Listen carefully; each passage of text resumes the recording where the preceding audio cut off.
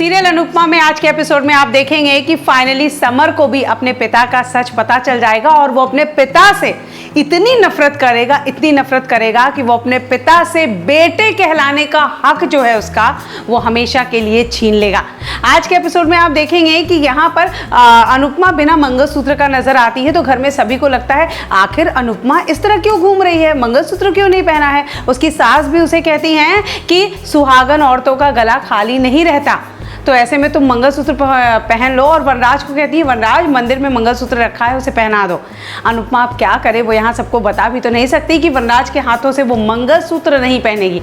यहाँ पर वो मंदिर में जाती है, वनराज मंगलसूत्र उठाता है और ये वही मंगलसूत्र है जो उसने काव्या के लिए लिया था। वो पहनाने ही वाला होता है कि अनुपमा उस मंगलसूत्र को पहनने से मना कर देती है और जो पुराना मंगलसूत्र था अनुपमा का जो टूट गया था वो यहाँ से उठा करके, चूंकि वो बा ने ठीक करवा दिया है, वो पहन लेती है। यहाँ पर सासू माँ कहती हैं कि आखिर बा यहाँ पे कहती हैं अनुपमा को कि तुमने पुराना वाला क्यों पहना, नया वाला क्यों नहीं पहना। ऐसे में अनुपमा यहाँ जो जवाब देती है वो ये है कि माँ ये नया मंगलसूत्र की कड़ी बहुत कमज़ोर है, इसके मोती कभी भी टूट के बिखर सकते हैं। यहाँ पर वनराज के हाथों से मंगलसूत्र नहीं पहनती। ऐसे में वनराज को लगता है कि अनुपमा अब क्या करेगी, यहाँ परिवार को बता नहीं सकती तो उसे उसके साथ रहना ही पड़ेगा। ऐसे में अनुपमा कहती है कि यहाँ भी ये मेरी ही मर्जी है कि मैं यहाँ पर ये चीज़ें अपने हिसाब से कर रही हूँ। खैर यहाँ पर सबको एक बात का तो शक होता है कि कोई तो प्रॉब्लम है, क्योंकि अनुपमा वनराज के कमरे में नहीं रह रही है, वो अपनी बेटी के साथ उसके कमरे में रह रही है। आने वाले एपिसोड में आप देखेंगे कि यहाँ पर अनुपमा जाएगी अपने बड़े बेटे पारितोष के पास और उसे सारा सच जानने की कोशिश करेगी। पारितोष सारा सच बताएगा कि पापा ने उसे क्या क्या बातें बताई थी, कैसे काव्या आंटी उसके पीछे पड़ी है, कैसे दोनों का अफेयर था, लेकिन अब ख़त्म हो चुका है, अब ऐसा कुछ भी नहीं है। यहाँ पर ये सारी बातें जब पारितोष बताता है तो यहाँ पर अनुपमा कहती है तू भी मेरी तरह बहुत ही बुद्धू है, पापा ने तुझे एक चुटकुला सुनाया और तूने उसे मजाक में उड़ा दिया, सोचा ये सच में चुटकुला है।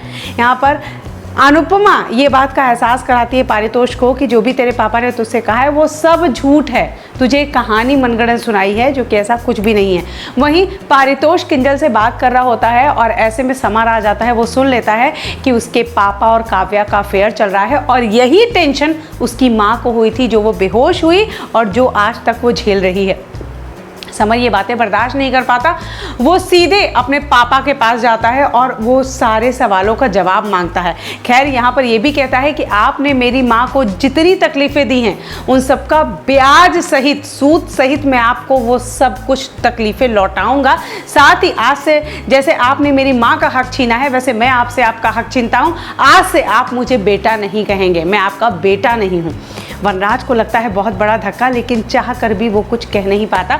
अब देखना ये है कि घर में बचे हैं सिर्फ स्वीटी और बा और बाबा, क्या इन लोगों को और मामा जी, ये सबको वनराज की सच्चाई कब पता चलती है।